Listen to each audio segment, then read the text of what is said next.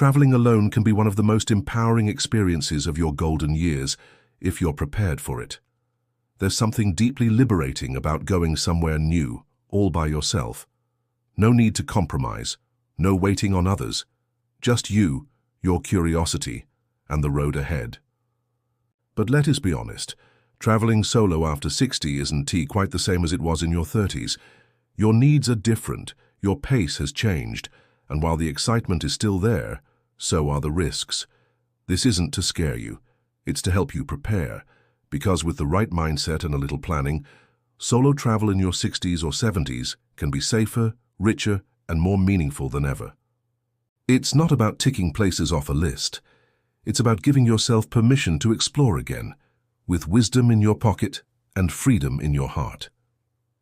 So whether you've always dreamed of going on that one special trip, or you are just now thinking, maybe it's time I did something for me, this video is for you. Let's walk through 5 things every wise traveler over 60 should keep in mind before heading out on their solo journey. You've earned this time. Let's make it unforgettable. 1. Know your body. Respect its rhythm. Traveling alone in your 60s is not about proving anything to anyone. It's about embracing freedom in a way that fits your life now, your energy, your comfort, your health. And that means the very first thing every solo traveler over 60 should do is this: listen to your body and respect what it tells you. In our younger years, we powered through exhaustion. We survived on little sleep, skipped meals, ran for trains, and walked for miles with sore feet. That used to be part of the thrill. But at this stage in life, pushing past our limits doesn't feel adventurous anymore, it feels dangerous. Let me tell you about George, 67, who traveled alone to southern Italy after his retirement. He was excited to finally visit the Amalfi Coast, something he had dreamed about since he was a boy. But on the second day of his trip, after walking through narrow hillside towns and climbing a long flight of ancient stone stairs, he felt dizzy and weak. Alone and far from help, he realized he hadn't eaten all day, hadn't drunk enough water, and had overestimated his stamina. That moment scared him. He told me later, "I forgot that my body is not 40 anymore, but I also realized I don't need to do everything in one day." George adjusted his plans. He built in rest days. He stayed in places with elevators. He started carrying a small bottle of water and a few snacks. And most importantly, he made peace with slowing down. That's the lesson here. Solo travel in your 60s and beyond doesn't mean you can't go on adventures. It means your adventures will be smarter, kinder, and better paced. There's something deeply beautiful about waking up and asking yourself, what would bring me joy today, instead of, what should I cross off my list? Remember, fatigue in older adults can lead to a cascade of issues: falls, dehydration, increased blood pressure, or triggering an old condition like arthritis or heart problems.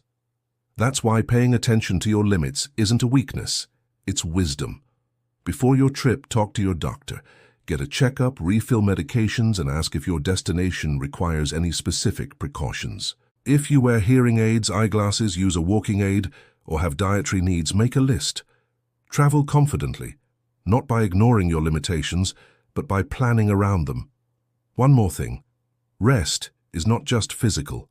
Mental fatigue is real. Navigating unfamiliar places, speaking a foreign language, or adjusting to different time zones takes a toll. Give yourself space to simply sit, observe, journal, or enjoy a coffee in peace. There's no prize for the busiest itinerary. The real gift is feeling good in your own skin while watching the sun set over a place you never thought you would see. 2. Choose places that welcome your pace. Not every destination is made for every traveler, and that's even more true as we age. When you're traveling alone in your 60s, it's not just about where you go, but how that place holds you. Some places are built for speed, noise, and constant movement. Crowded cities, steep cobblestone alleys, late-night street food chaos. These might have thrilled you at 30, but now they may leave you feeling overwhelmed, tired, or even unsafe.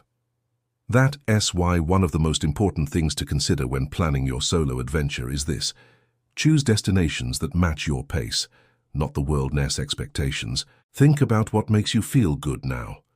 Is it quiet mornings by a lake? A town where people still greet each other by name? A museum where you can sit for an hour and lose yourself in a single painting? Let me tell you about Elaine, a 70-year-old retired teacher who dreamed of visiting Paris. She spent months planning every detail of her solo trip.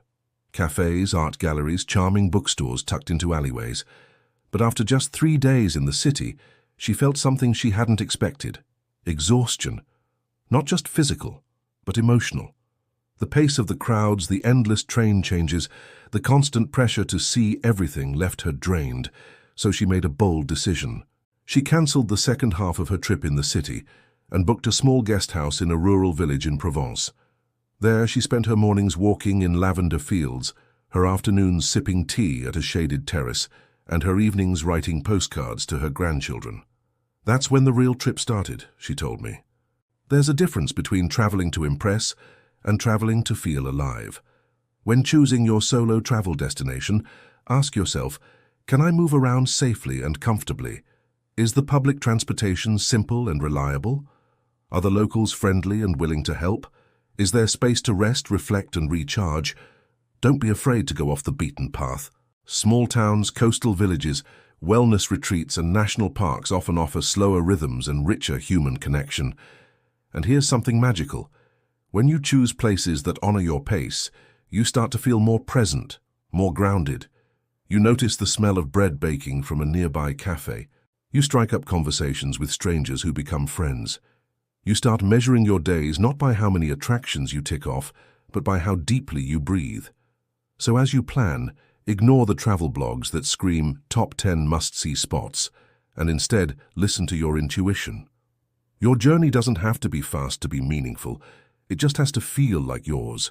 3. Safety isn't paranoia, it's power. There is a quiet strength in knowing how to protect yourself, especially when you're exploring the world alone in your 60s and beyond. Many people think solo travel is risky, and sure, it comes with its challenges. But the truth is, safety doesn't mean fear, it means freedom with awareness. It means walking into a new place, not with anxiety, but with presence. Not with paranoia, but with preparation. When you're younger, you might wing it. Stay in a stranger's spare room, hop into a random cab, wander through alleyways at night because it looked interesting. But in your golden years, your safety isn't just about you anymore. It's also about your peace of mind, your independence, and the ability to fully enjoy every moment without worry.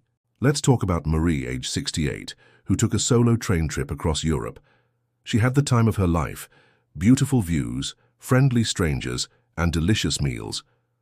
But one evening in Rome, while returning to her hotel, she got lost. Her phone battery was low. The streets were unfamiliar. She started to panic. Then she remembered what her daughter had insisted before she left. Mom, always write down the address of where you're staying on paper and carry a backup charger. She reached into her purse, pulled out the card with her hotel's name, showed it to a nearby shopkeeper, and was soon back in her room, safe, relieved, and wiser. That's the power of planning. Here are a few golden safety tips for solo senior travelers. Always share your itinerary with someone you trust, your daughter, your best friend, or a travel buddy. Let someone know where you'll be and when. Book accommodations in safe, well-reviewed areas. Choose places with positive reviews from other solo or senior travelers. Carry a backup charger and keep your phone on airplane mode when not in use to save battery. Dress like a local. Avoid flashy jewelry or clothing that screams tourist. Blending in is a form of protection. Don't share too much. That lovely stranger on the train doesn't need to know you're traveling alone. A little mystery keeps you safe. Learn key local phrases, especially for help, directions, or emergencies. A simple "excuse me" or "where is" can go a long way. Trust your gut. If something feels off, a street, a person, a situation, step away. You've lived long enough to know when your instincts are right. Here's something to remember. Confidence is your best shield. When you walk with purpose, when you look alert, when you carry yourself like you belong, you send a message to the world. I am not lost. I am exploring. I am capable. And you are. Traveling alone in your 60s isn't about pretending nothing can go wrong. It's about knowing that even if it does, you have the tools to handle it, with calm, clarity, and confidence. Safety isn't about limitation. It's about liberation. with wisdom in your pocket and courage in your step. To pack light, but pack smart. As we get older, we realize something that no packing list ever told us. What you carry affects how you travel. Not just the weight of your luggage, but the weight on your shoulders, both literal and emotional. When you're in your 30s, dragging a 25-kilo suitcase through a subway station might feel like an adventure. In your 60s, it's a shortcut to back pain and frustration. And the truth is, most of us pack out of fear. What if I need this? What if the weather changes? What if I want to dress up? But solo travel in your 60s isn't about impressing anyone. It's about making room for comfort, for ease, for freedom. Let me tell you about Carol, a 66-year-old who took a solo trip to Vietnam. On her first day, she struggled with her heavy rolling suitcase on uneven sidewalks and tiny guest house stairs. She arrived at her room sweating, irritated, and aching. That night, she opened her bag and stared at the contents. 5 pairs of shoes, a hair straightener, 2 evening dresses, and 6 books she thought she'd read. She laughed and said, "What was I thinking?" So she made a choice. She donated half her items to a local shelter, packed only what brought her peace, and repacked with intention. The rest of her trip, lighter, easier, happier.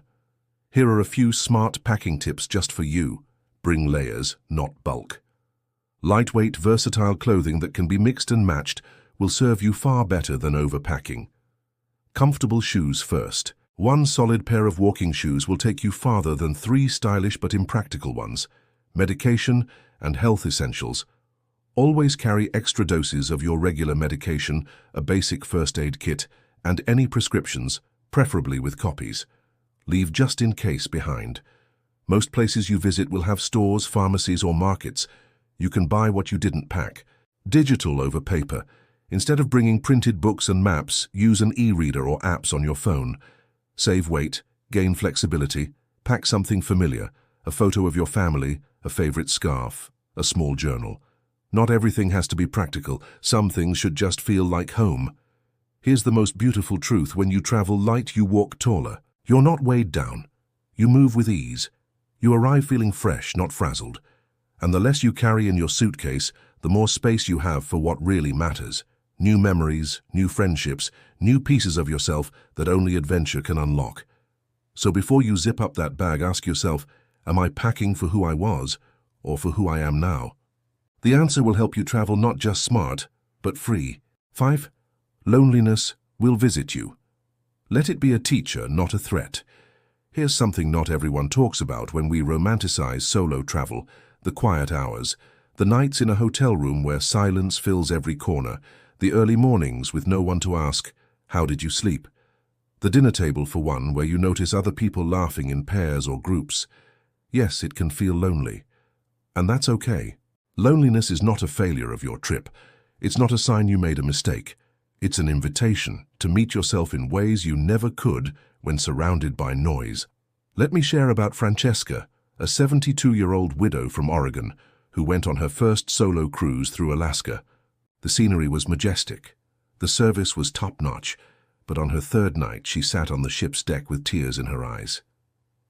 "I don't know how to be alone," she whispered to the stars. It wasn't the trip's fault. It wasn't Alaska. It was the old ache she had carried since her husband passed, and this trip gave it space to breathe. But what happened next changed everything. The next morning she woke up, wrapped herself in a scarf, and sat quietly with her journal. Instead of trying to push the loneliness away, she asked it questions. What am I afraid of? What do I miss most? What do I want to feel instead? Slowly, the silence stopped being empty. It became sacred. By the end of the trip, Francesca had not only seen glaciers and whales, she had seen herself. All of her. Strong, soft, whole. This is what makes solo travel in your 60s different than any other time in life. You're not chasing new sights. You're uncovering forgotten parts of yourself. So what can you do when loneliness taps on your shoulder? Acknowledge it. Say, "Hello, I see you." That simple act reduces its power. Create rituals. A daily journal, morning tea, or evening gratitude note helps anchor your experience. Connect intentionally. Talk to the waiter. Compliment someone's scarf. Ask a local about their favorite spot. Small moments of connection create big shifts. Find your reflection. Sit by the sea, walk through a quiet garden, or watch the sunrise. Let the world remind you of your place in it. Carry a letter. Write yourself a note before your trip.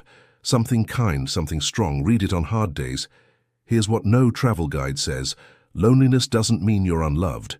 It means you're human.